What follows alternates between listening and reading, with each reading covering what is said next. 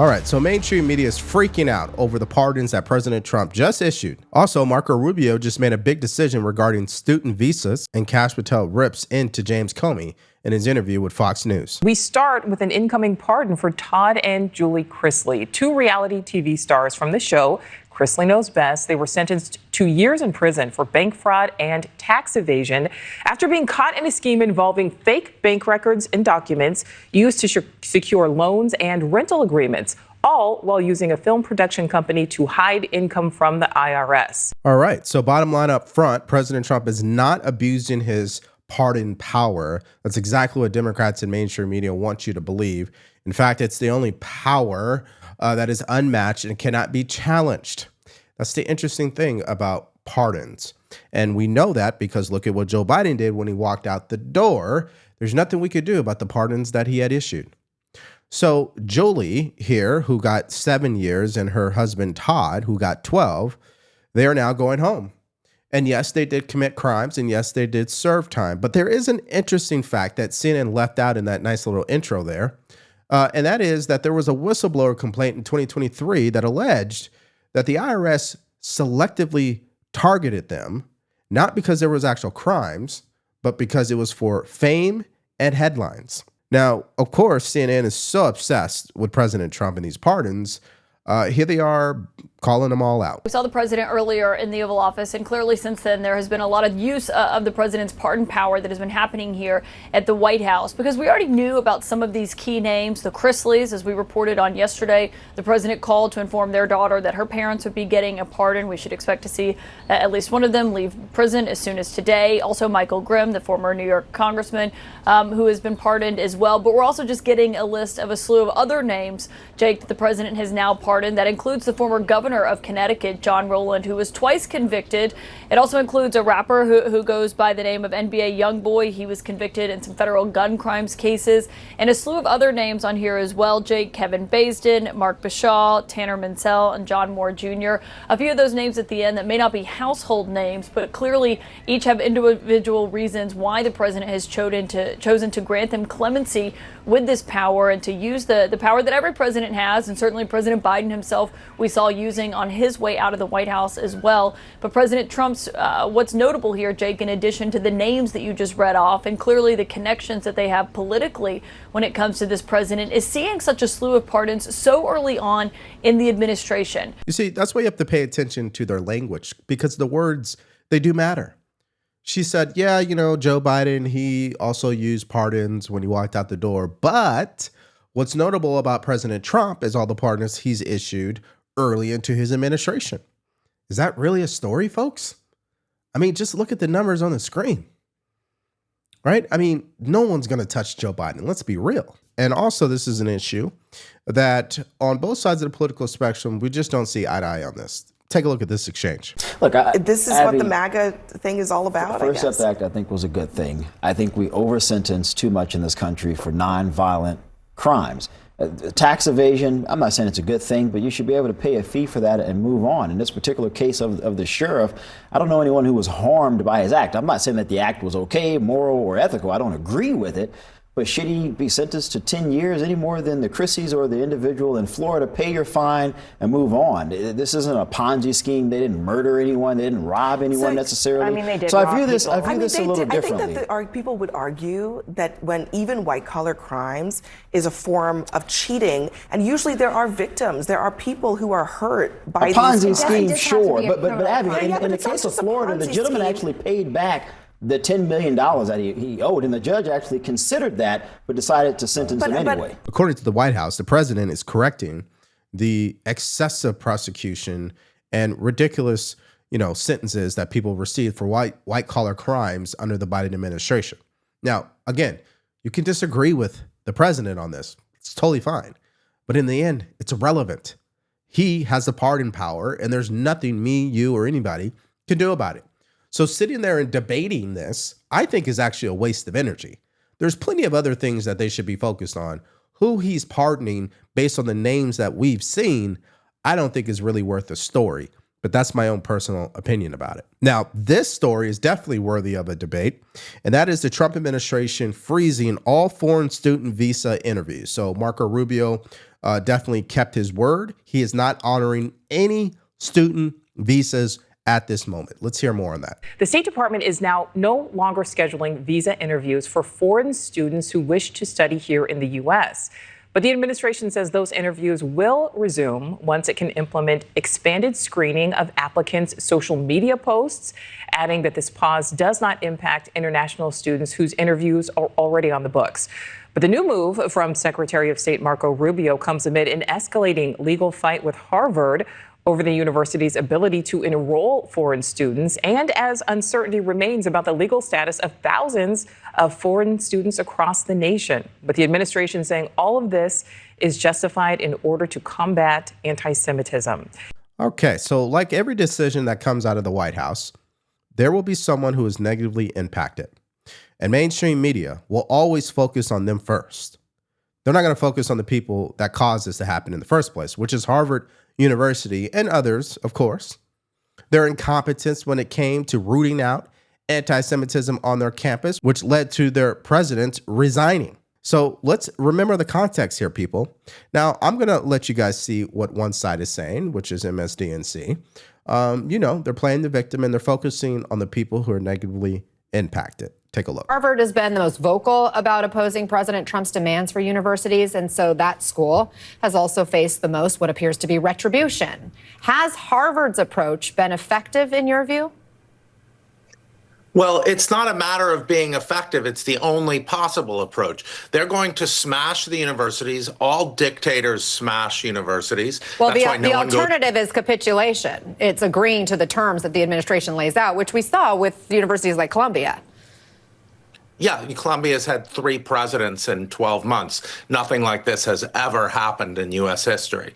So Columbia is barely the last president, the president who capitulated, Katrina Armstrong, was fired immediately as soon as she said that it wasn't going to be as extreme as the terms suggested. So universities can.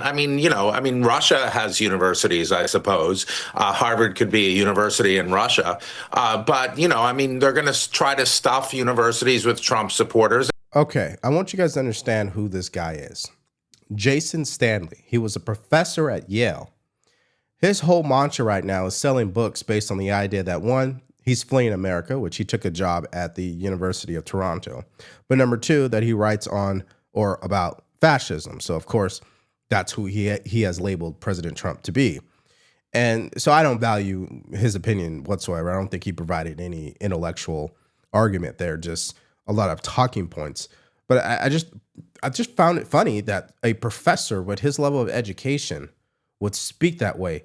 So you're telling me that the president wants to stuff these universities with Trump supporters? That's your intellectual response to this?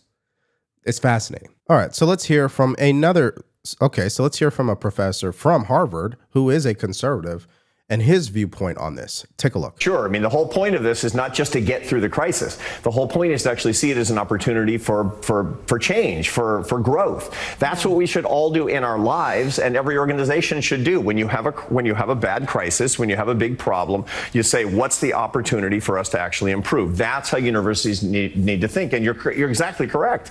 Look, I'm a conservative. I've been a political conservative my whole career. I ran the American Enterprise Institute, for Pete's sake, and they've been very good to me at Harvard. They've been very open to me at Harvard. But the truth of the matter is we need more people that actually think differently than the masses. We need more people than just sort of 20-to-1 liberals to conservatives. And we need to be on top of that and see this as an opportunity to get more ideological balance. Why?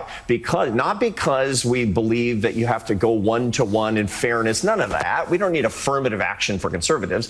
But because when your liberal ideas on campus are not challenged, your education is mediocre. And that's just not right. Yep, he hit the nail on the head there. Now, before we go to our next story, which is Kash Patel versus James Comey, hear this message from today's sponsor. You see, President Trump started this trade war with China for a good reason. But that did not stop people like Warren Buffett and other billionaires from dumping billions of dollars in stocks. And this is why I trust Colonial Menno's groups to help people like you do the same thing. which is what? Shield your savings with gold. So you can visit freegoldguide.com/Devori or call 1-888-757-5158 for your free gold guide on how to bulletproof your IRA and 401k with gold tax-free. And you could also qualify for a free home safe and as much as $7,500 in free silver. Once again, that's freegoldguide.com/Devori or call 1-888-757-5158. Okay, so let's go to our next story, and this is James Comey versus Kash Patel. And of course, Kash Patel rips him a new one because it is being reported the FBI is launching investigations into unsolved cases like the cocaine at the White House all the way to the January 6th pipe bomber. And of course, James Comey feels the need to make an appearance on CNN this morning to give his reaction. Take a look. The FBI says it's stepping up investigations into several unsolved cases of what it calls potential public corruption. And those include the discovery of cocaine at the White House, pipe bombs placed near the DNC and RNC headquarters here in Washington just before January 6th, the insurrection, and the leak of the U.S. Supreme Court's decision overturning Roe v. Wade. Here to discuss this and more, the former FBI Director James Comey. He's also the author, by the way, of a new novel entitled FDR Drive. And we'll talk about that in a moment, Director Comey. Thanks so much for writing this book, an excellent read indeed. But let's talk a little bit about the FBI decision to go ahead and reopen these cases, which have been something supported by a lot of conservatives out there. What do you make of this? It's a little confusing to me, honestly. I'm sure it's a huge adjustment to go from being a podcaster to being the deputy director of the FBI, but I don't understand this tweet. First of all, I assume that the investigation of the pipe bomb that was found on January 6th was never closed. The FBI never closes such a thing, so I guess it means they're going to focus on it more. And as to the other things, I thought the Supreme Court marshal had investigated the leak of the opinion, the draft opinion. I don't know what the FBI's role is there. Cocaine at the White House, I thought the Secret Service investigated that, so I don't follow it and understand it. I also don't understand who the audience is for this tweet. The FBI often calls for public assistance or in matters of great public concern will announce an investigation to reassure the public. This seems much more narrowly targeted, maybe to a former podcast audience. Okay, well, tell me how you really feel about Kash Patel, right? He calls him a podcaster and that everything he is doing here is for a podcasting audience. Now, what the former director fails to understand is that clear-cut answers were never given to the public about a lot of these issues. And let's say I agree with him on half. Let's say 50% of what he says is true. Okay. Still, the cocaine in the White House, what's going on there? We never got an answer. Okay. The January 6th pipe bomber, we never got an answer. Now, he would have been better off just coming out and stating, hey, Kash Patel, why don't you guys focus on the Epstein files if you really want to make a splash? And I don't think anybody would disagree with him. But clearly, he has Kash Patel derangement syndrome, so he wasn't able to provide a response rooted in common sense. Now, here is what Kash Patel had to say in response. Take a look. If he wants to come after me, no problem. I've been living rent-free in that guy's head for years, and that's just a bonus. Do you know how many copycats we've had to investigate as a result of that beachside venture from the former director? Is that right? Do you know how many agents I've had to take offline from chasing down child sex predators, fentanyl traffickers, terrorists? Because everywhere across this country, people are popping up on social media and think that a threat to the life of the President of the United States is a joke and they can do it because he did it. That's what I'm having to deal with every single day. And that's what I'm having to pull my agents and analysts off because he thought it was funny to go out there and make a political statement. Okay, so he makes a good point. I mean, people on the left, they're unhinged. Okay, they take those posts. I guess Comey was saying it was a joke. These statements, especially this political rhetoric, and what has happened on the left. They've gotten violent. You don't have to look any further than what happened with Tesla and Elon Musk. Okay, these people are violent. There's no question. And then tack on the 3 assassination attempts against President Trump last year. So maybe the former director should, I don't know, be a little bit more smart about posting things like that. Now, here is Caroline, the White House press secretary, and what she had to say about this announcement from the FBI. Take a look. Yes, all of those announcements coming from the FBI, Kash Patel, and of course our great Attorney General Pam Bondi, who is committed to the truth, Sean, just like President Trump and his entire administration, and committed to an unprecedented level of access and transparency that is led by President Trump at the White House every day. He takes questions from the press. He talks directly and honestly and candidly about the problems and the challenges he is solving, not just here at home, but also abroad. And he's demanding answers. Okay, that's exactly what you would expect your White House press secretary to say. That's number one. Number two, what she failed to say or even speak about were the Epstein files. So you claim you guys are transparent, but you're not talking about that. And that is a fatal mistake, in my opinion, that either it was Pam Bondi or Kash Patel, whoever, made the announcement that, yes, we are going to push these Epstein files and we're going to show it to everyone. Well, we see how that turned out. Don't promise and underdeliver, especially on something like that. And I still today think it's a stain on their credibility. So I don't really buy anything that Kash Patel or Pam Bondi says on Fox News because I just look for the actions. That tells me the story. So that's a great presentation from Caroline, but the results say otherwise. Now, here is MSDNC, because I tell you, I'm going to show you what both sides are saying. And they're just angry that the FBI is investigating these cases. Take a look. So at face value, of course, people catching this quickly in the evening news with their lives going on around them, they may say, what's wrong with that? We all want this solved. Let's get to it. Let's figure out whose cocaine it was at the White House. Let's solve the pipe bombs placed on the night of January 5th. Let's figure out who leaked the Dobbs draft from the Supreme Court. Sure, but you've got to understand, as you said, first, what's not getting done in the FBI's national security priorities, public corruption, organized crime, violent gangs, number one. Number two, what's really behind all of this posturing by the deputy director of the FBI? He's got to make good on the promises that Kash Patel, the director, and himself made in their podcasts, their books, their public appearances, where they said, I believe in the following conspiracies. I believe the FBI is hiding who the pipe bomber is. I believe that some liberal Democrat leaked the Dobbs draft out of the Supreme Court, et cetera, et cetera.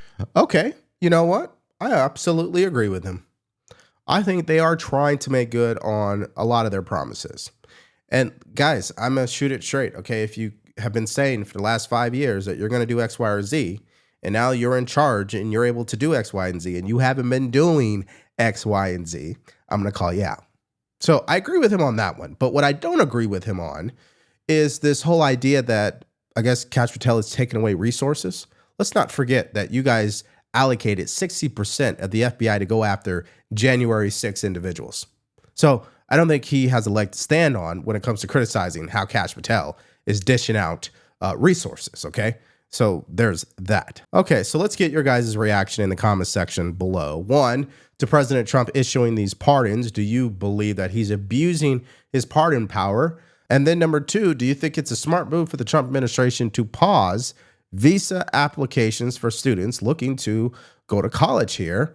And finally, James Comey and Kash Patel. Do you agree with my assessment that, the FBI and their credibility is really low right now? They made a lot of promises and they have not delivered. Let me know if you see things the same way. Put your answers in the comment section below. Okay, so two things happened yesterday that you're going to want to take a look at. One, Tom Homan ripping into the Nashville mayor, who's under investigation for helping illegal aliens evade arrest, and RFK Jr., particularly HHS, making a bombshell announcement about vaccines for children. If you missed out on those stories, all you have to do is click on that video because it's coming up right now.